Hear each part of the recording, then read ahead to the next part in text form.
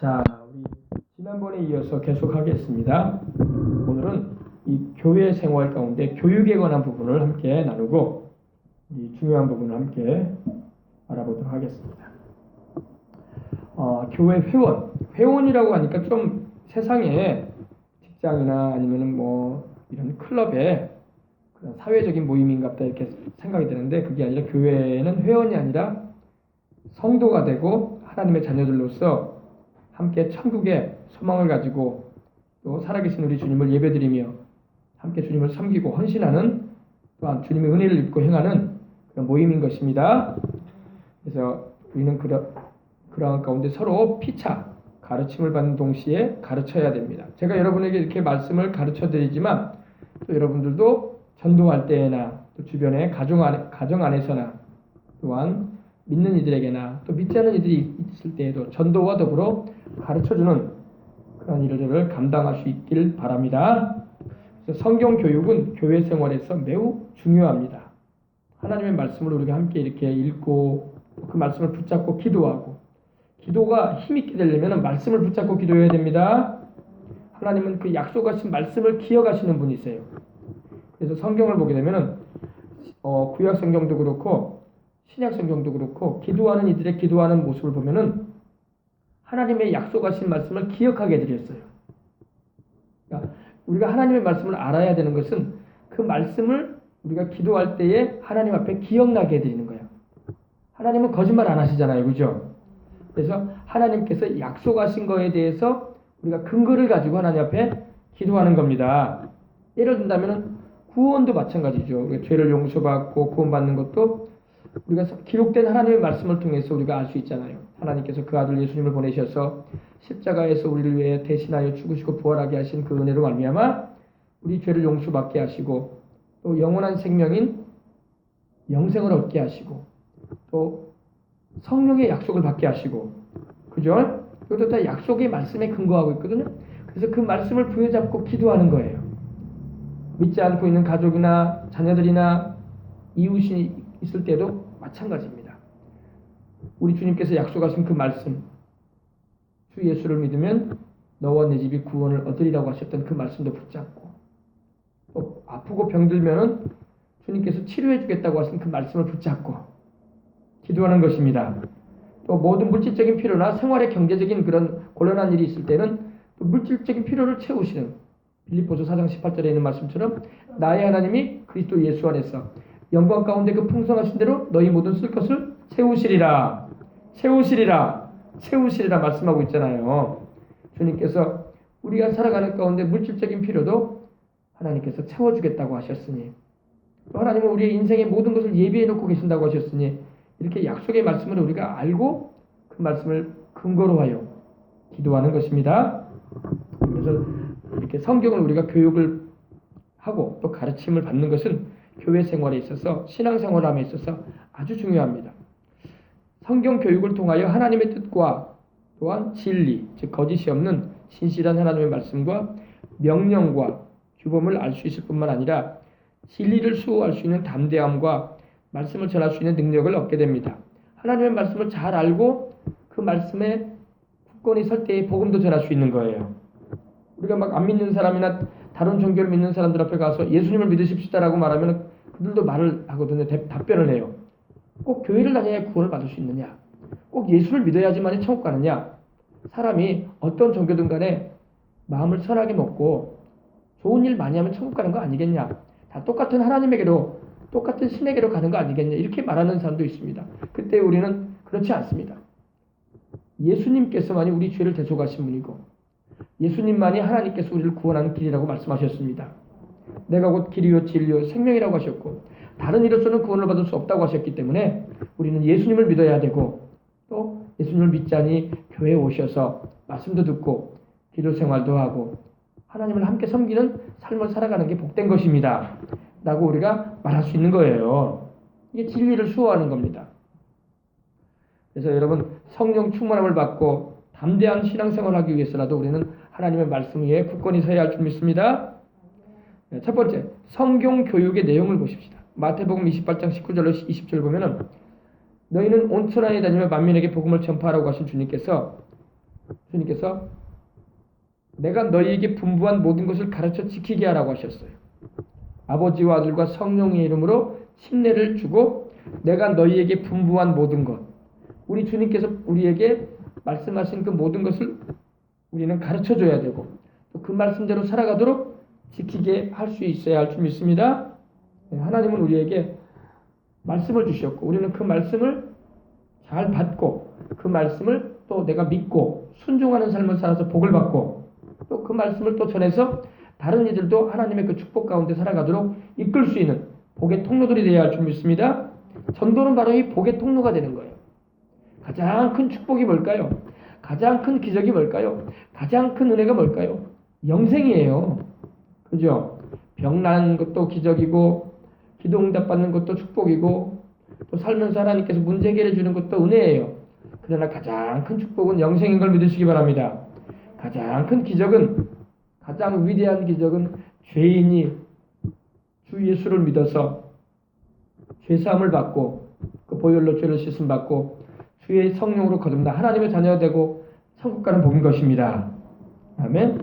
그 다음에 이제 하나님께서 범사에도 축복해 주시고 몸도 건강하게 해주시고 돌봐주시는 은혜는 따라오는 복인 겁니다. 따라오는 복. 근데 사람들은 영생은 눈이 보이지 않아가지고 따라오는 복만을 제일로 여길 때가 많아요. 아, 당장 내 눈앞에 보이는 병고침의 역사, 당장 내 눈앞에 보이는 문제 해결과 물질의 축복을 받는 것이 복이다 이렇게 생각을 합니다. 그러나 그것도 복이지만 보이지 않는 영생이 가장 큰 축복입니다. 할렐루야. 세상 것을 다 갖고 내가 세상 것을 다 갖고 풍요롭게 내가 살았다 할지라도 내 영혼 잃어버리면 소용없잖아요. 그죠? 사람이 온천하를 다 갖고도 자기 목숨 하나 잃으면 무엇이 유익하겠느냐?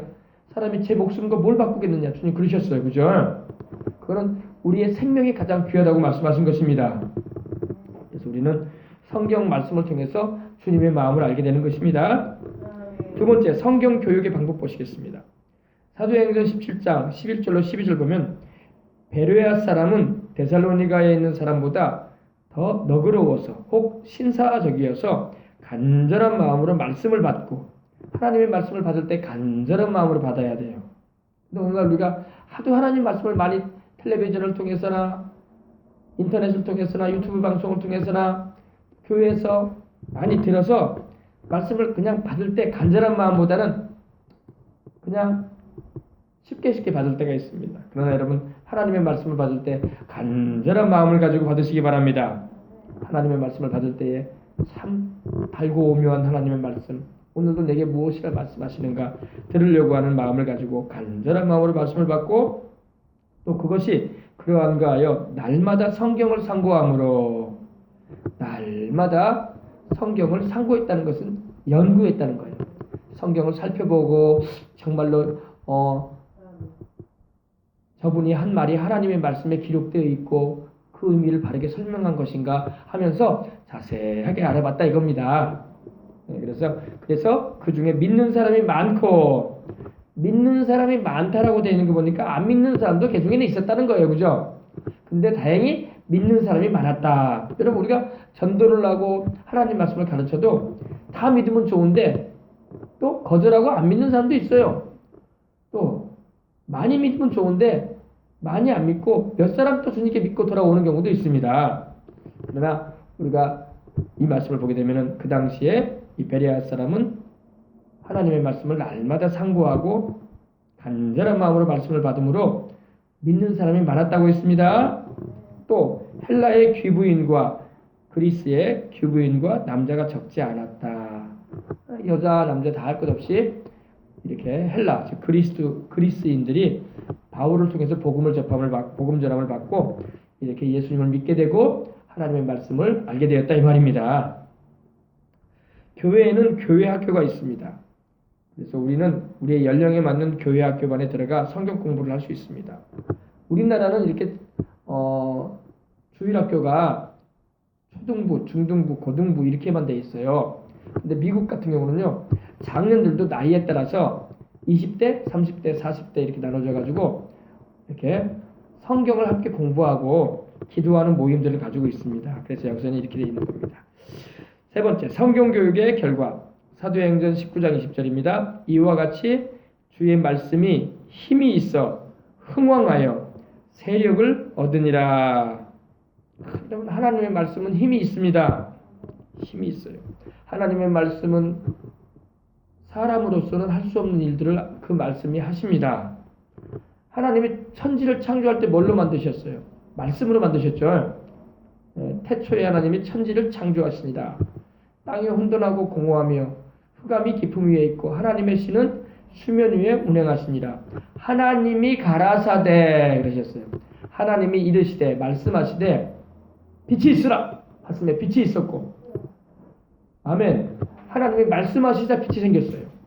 하나님이 말씀으로 빛과 어둠을 나누셨고, 하나님이 또 이 지구가 원래는 물로 이렇게 덮여 있었어요. 전 지구가 다요 물로 다 이렇게 덮여 있었어요. 근데 하나님이 묻이 드러나라 그러셨어요. 묻이 뭐예요? 땅이죠. 땅이 드러나라 하시니까 물이 가라앉으면서 땅이 올라왔어요.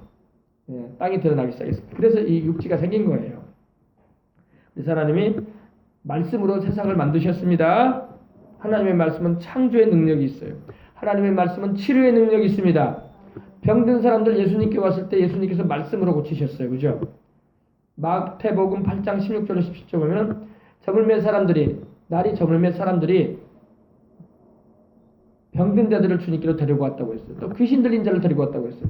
주님께서 말씀으로 귀신들을 쫓아내고 병든 자를 다 고쳤다고 하셨어요. 아멘. 이는 이사야가 예언한 우리 연약한 것을 친히 담당하고 병을 짊어지셨다함을 이루려 하심이라고 말씀하고 있는 것입니다. 그래서 하나님의 말씀에는 능력이 있어요. 하나님의 말씀은 우리를 축복하는 능력이 있습니다. 인생 살아가다 보면은 하나님의 축복이 필요할 때가 참 많아요. 사람들은 예수님을 안 믿는 사람은 연초에 막 복조리도 걸어놓고 또 부적도 좀 붙여놓고 또 아주 무속신앙 가진 사람들은 굿도 좀 하고 애군 떨친다고 또 점쟁이도 찾아가가지고 뭐 애군 같은 거 없는 거 그거 알아보고 그러는데, 여러분, 하나님의 말씀 안에 축복이 있습니다. 그런 하나님을 경외하지 않고 주님을 따르지 않는 사람들이 하는 것은 다 귀신에게 도움을 받으려고 하는데, 귀신은 우리의 영혼을 잘되게 해주지 않습니다. 귀신은 결코 우리를 복되게 해줄 수 없어요. 하나님만이 참 복을 누리게 해주십니다. 근데 하나님은 우리를 축복하실 때 뭘로 축복하시느냐? 말씀으로 축복하십니다. 아멘. 하나님의 말씀에는 힘이 있습니다. 아멘. 하나님이 약속하신 그 말씀을 주시면 그 말씀을 부여잡고 기도하면 그것이 이루어질 때에 이 말씀이 거짓이 없고 진실한 하나님의 말씀이라는 것을 우리는 체험할 수가 있는 거예요. 하나님의 말씀이 병든 데도 고치고, 하나님의 말씀이 귀신도 내어쫓고, 하나님의 말씀이 우리의 삶을 축복하시는 거예요. 아멘. 그래서 하나님의 말씀에 힘이 있다고 말씀합니다. 흥왕하여 세력을 얻었다. 우리 여수 땅에도 여러분, 우리가 복음을 전할 때마다 우리가 살아가는 현장에 복음을 전도하는 그 자리에 주의 말씀이 힘이 있어서 흥왕하게 되어져서 능력 있게 전파되는 역사가 있기를 기도합니다. 사도행전 6장 7절에 보니까 하나님의 말씀이 점점 왕성하여 왕성해졌다. 뭐가 왕성해졌다고요? 하나님의 말씀이 점점 왕성하여 예루살렘에 있는 제자의 수가 많아지고 힘이 많아지고, 그죠?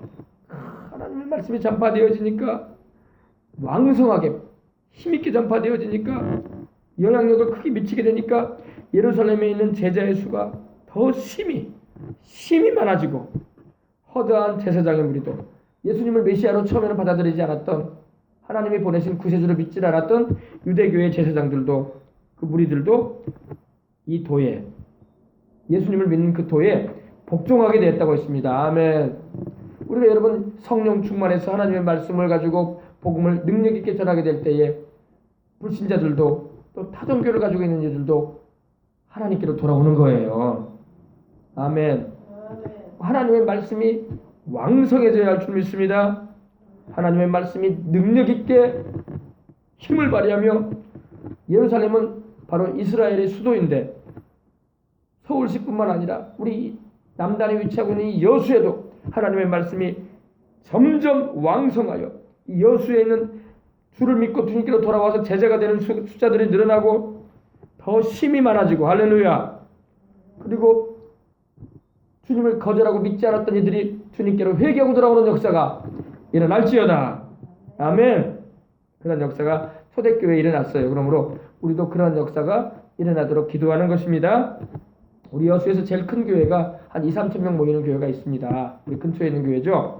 근데 여러분, 초대교회에 얼마나 성령님이 강하게 역사하셨냐면 베드로가 하루에 한 번 설교했는데 몇 사람이 회개했다고요? 3천 명이 회개했어. 여러분, 한 번 설교로 3천 명이 하나님께 돌아오고 3천 명이 그 자리에서 주를 믿고 침례를 받았다고 말씀하고 있잖아요. 그죠? 그러므로 성령 충만의 역사, 말씀이 왕성하게 힘있게 능력있게 전파되어지게 될 때 그와 같은 일의 역사가 또다시 일어날 수 있다는 것입니다. 수십 년간 이루어야 할 일을 성령님은 하루에도 잃어버릴 수 있는 거야. 아멘. 축복도 그래요, 여러분. 어떤 사람은 평생에 걸쳐서 일을 해도 돈 정말 몇천만 원도 못 모으고 인생을 마치는 그런 분들도 많이 계셔요. 그러나 하나님의 축복하시면은 평생에 걸쳐서 못할 일, 단 며칠 사이에 하나님께서 축복해 주셔가지고 이루는 역사도 일어날 수 있는 겁니다.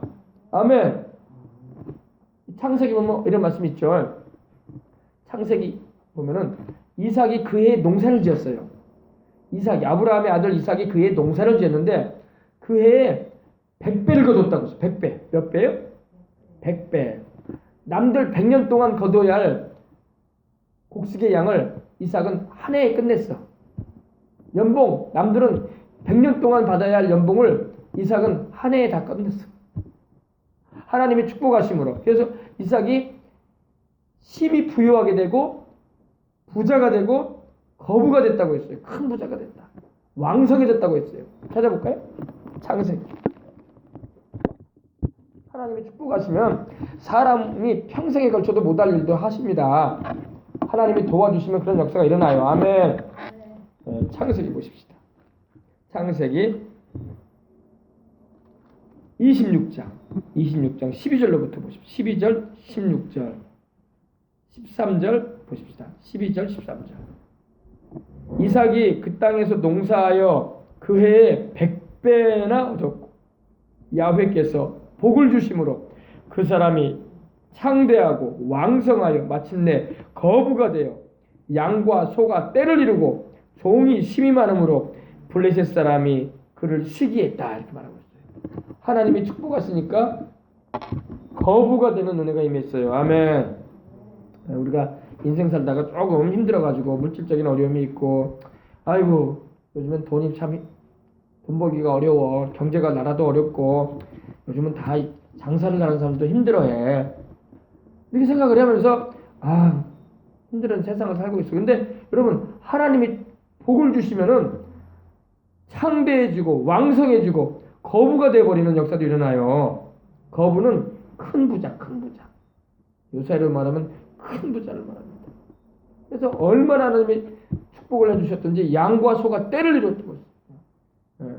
그리고 그 양과 소를 또 관리하고 먹이다 보니까 종들도 힘이 많았다는 거예요. 종이 막 1, 20명, 3, 40명이 아니라 힘이 많았다.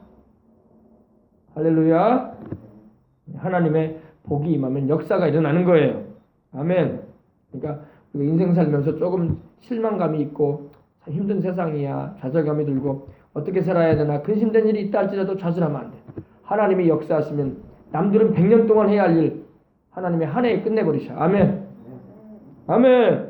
그런 역사가 임할 때에 주님의 그 사랑을 잊지 말고 충성해 보시길 주 이름으로 축원합니다. 아멘. 자, 그래서 이제 세 번째 성도의 교제. 교회 안에서 성도의 교제 생활 가운데 가장 아름다운 모습은 성도들 간의 교제입니다. 교제가 뭐예요? 서로 주 안에서 이렇게 믿음의 대화를 나누고 간증을 하고 함께 덕이 되는 얘기를 해주고, 그죠? 함께 기도도 같이 해주는 이것이 바로 교제입니다. 구역 모임이 바로 교제가 곁들여진 예배예요. 그죠? 그래서 기도 제목도 함께 나누고 또 한 주간 기도의 제목을 나누면서 또 지난 또 한 주간 어떻게 지냈는가 또 물어도 보면서 또 하나님께 예배드리고 이게 바로 구역 모임 아닙니까? 그죠? 자, 교회 안에서 성도의 생활 가운데 가장 아름다운 모습은 성도들 간의 교제입니다. 그리스도는 성도들에게 화목해 하는 직책을 주셨습니다. 고린도후서 5장 18절에 모든 것이 하나님께로서 났나니 그가 그리스도로 말미암아 우리를 자기와 화목하게 하시고 또한 우리에게 화목하게 하는 직분을 주셨느니라. 아멘. 여러분, 예수님이 바로 하나님과 우리를 화목시켜 주신 분이야. 그죠? 그러므로 우리도 우리 예수님을 모시고 화목의 주님이신 우리 예수님을 모시고 우리도 그리스도 안에서 함께 형제된 자들과 이웃된 자들과 화목하게 살아야 돼요.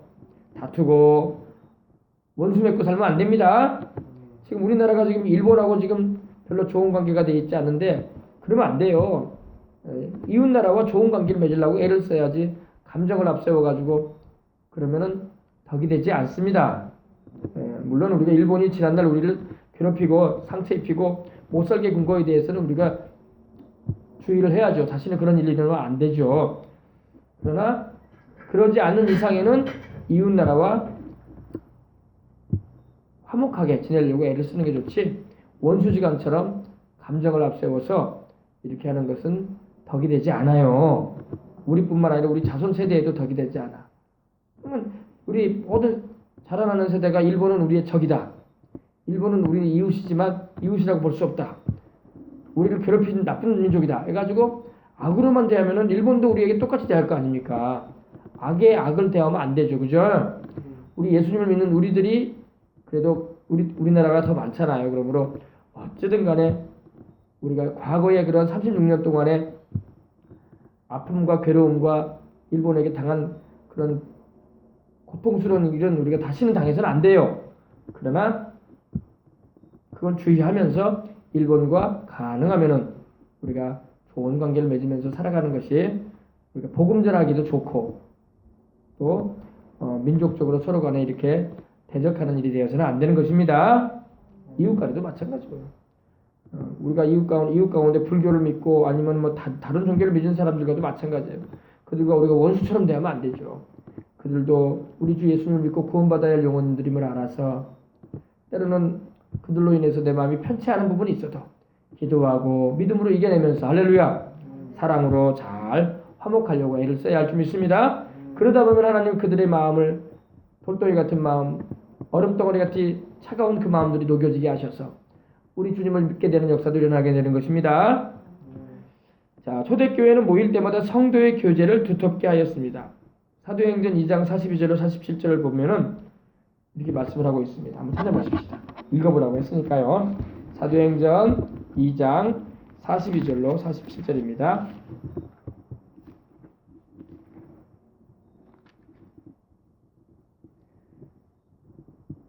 그들이 사도의 가르침을 받아 서로 교제하고 떡을 떼며 오로지 기도하기를 힘쓰니라.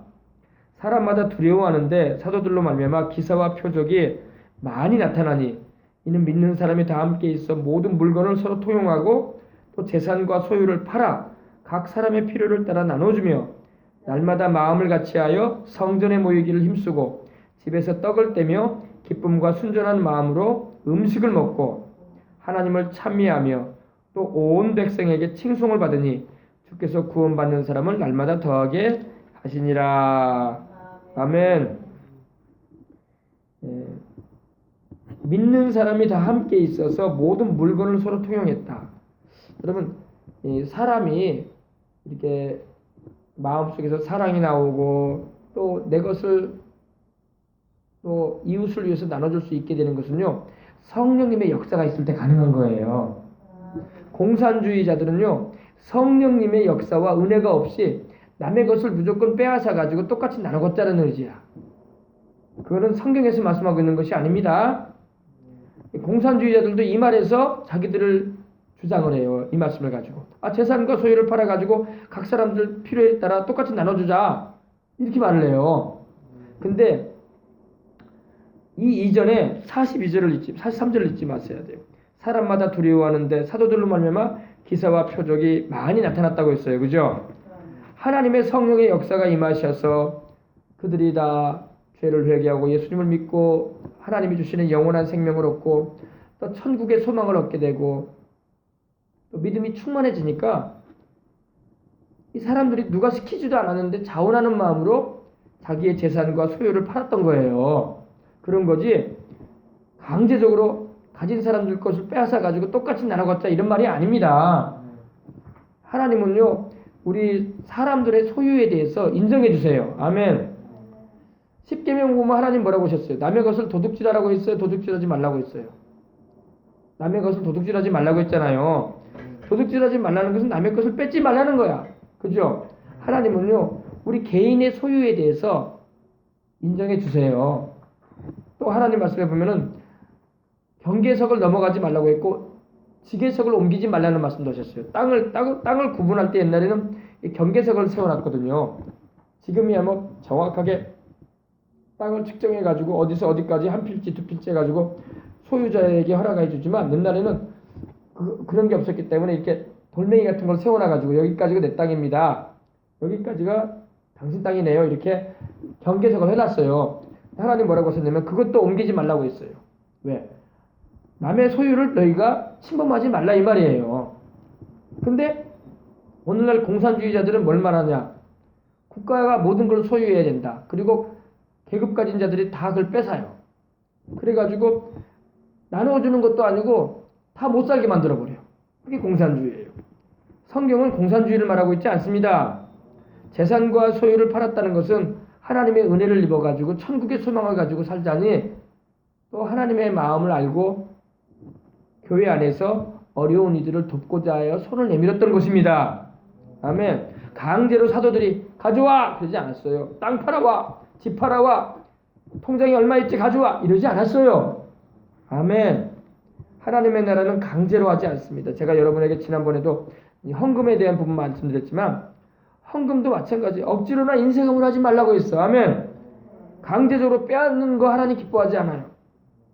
하나님께 받은 은혜 감사함으로 기쁘게 예배드리는 가운데 드리는 것이 헌금이지 절대 남의 것을 빼앗고 남의 것에 욕심을 내가지고 이렇게 가로채는 그런 자가 되면 안 되는 거예요. 아멘.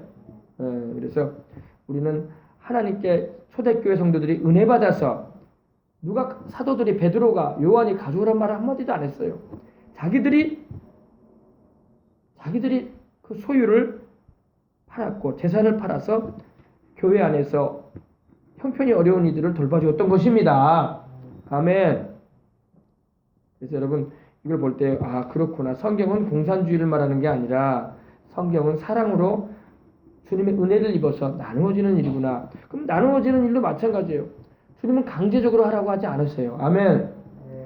사람들이 오해를 하면 안 돼요.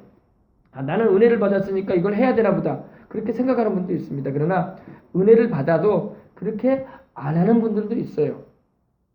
그러나 그거에 대해서 뭐라고 하지 않습니다. 성경에 보면 여러분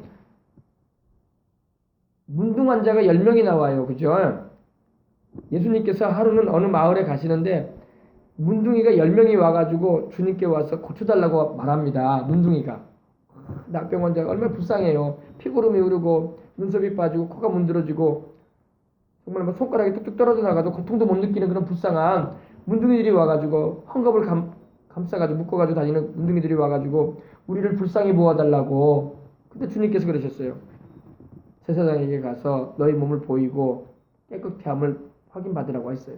그들이 믿고 갔어요. 믿고 그냥 갔어. 주님 말씀을. 여러분 말씀을 믿고 갈 때 기적이 일어나요. 아멘. 주님께서 말씀하신 걸 그들이 10명이 당장에 치료받지 않았거든요. 근데 제사장에게 가서 너희 몸을 보이고 깨끗게 됨을 확인받으라고 했을 때 그들이 믿고 갔어. 근데 가는 중에 다 나버렸어. 여러분 주님의 말씀을 믿고 순종하면 기적이 일어납니다. 가다가 다 나버렸어. 다 나았는데 주님께 한 사람만 돌아와. 몇 사람이요? 한 사람만 돌아와서 감사를 드렸어요. 다 나았습니다. 이렇게 내 살이 이렇게 깨끗하게 됐습니다.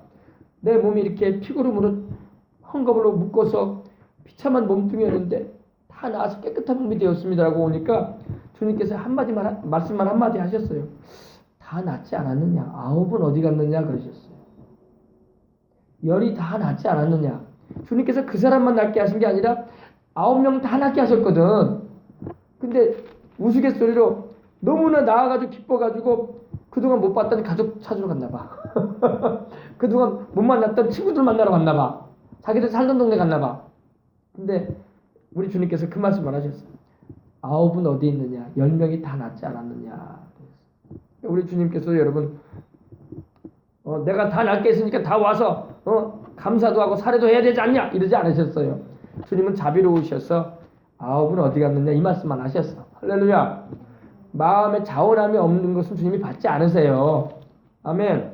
그래서 우리가 예배 드리는 가운데 드리는 헌금도 그것이 감사 헌금이든 주일날 드리는 내가 주일날 마음에 정해서 하나님께 드리는 주일 헌금이든 뭐 선교 헌금이든 뭐든 간에 그것이 의무가 돼버리면 안 되고 감사함으로 내가 하나님께 받은 은혜가 크지. 내가 주님께서 내게 베푸시는 은혜가 크고 또 나를 계속 축복해 주고 계시는데 또 앞으로도 축복해 주실 것인데 아멘. 우리가 여러분 주님께서 나를 계속 축복해 주신다는 것을 알고 드려야 돼. 네. 아유 이번만 나를 축복해 주시고 다음에는 축복 안 해주시면 어떡하나 이런 마음 가지고 물질 드리면 안 돼요. 하나님은 계속 나를 축복해 주시는 분이시다. 아멘. 내게 복과 은혜를 베풀어 주시고 나의 병을 고치시고 내게 성령의 충만한 은혜를 더 크게 더해 주시고 아멘. 그걸 믿고 드리는 거야. 그리고 감사함으로 드리는 것입니다. 그래서 신앙생활은 자원함으로 뭐라고요? 자원함으로 기쁜 마음으로 하나님을 섬기는 거예요. 조금도 마음에 꺼리낌이 있거나 억지로 하는 일이 되어서는 안 돼요. 그래서 시험에 드는 거야. 많은 사람이 그 자원함이 없고 은혜에 대한 감격이 없고 그 신앙이 의무가 돼버리니까 버거운 거예요. 인생살이가. 그러나 여러분 저나 여러분은 그러지 마십시다. 하나님은 우리에게 없는 것을 달라고 하지 않으시는 분이고 하나님이 은혜도 안 베풀어 주셨는데 가져와라 그런 분도 아닙니다. 아멘. 항상 또 우리가 하나님께 감사한금 안 드렸다고 해서 하나님이 서운해하시고 그러실 분도 아니에요. 그냥 우리 하나님 워낙 자비로우셔서 은혜로우셔서 우리가 또 하나님의 은혜를 기억하여 감사함으로 드리게 되면은 하나님 다 기뻐 받으십니다. 그리고 더 사랑해 주십니다. 아멘. 자, 그래서 초대교회도 이렇게 날마다 마음을 같이하여 성전에 모이기를 힘쓰고 또 집에서 떡을 떼었다. 집에서 떡을 떼며 감사함으로 떡을 떼고 기쁨과 순전한 마음으로 음식을 먹고 할렐루야. 기뻐야 돼. 인생 살면서 여러분 우리가 신앙생활하면서 예수님 믿으면서도 기쁨이 없다면 누가 우리의 모습을 보고 교회에 나오고 싶겠어요. 그죠? 항상 기뻐하시기 바랍니다. 항상 기뻐하라. 쉬지 말고 기도해라. 범사의 모든 일에 감사해라. 지금 당장에 좀 마음에 언짢고 또 마음이 상한 일이 있다고 해서 좌절하지 마시고 하나님은 여전히 살아계시고 하나님은 여전히 나를 그의 자녀로 삼으셨고 하나님은 여전히 나의 일생을 돌보고 계신다. 아멘. 영혼이 잘됨같이 범사에 잘되고 강건케 해주시는 내 아버지시다. 아멘. 믿고 의지하시기 바랍니다. 그 다음에 네 번째 보십시다. 봉사에 대해서. 봉사.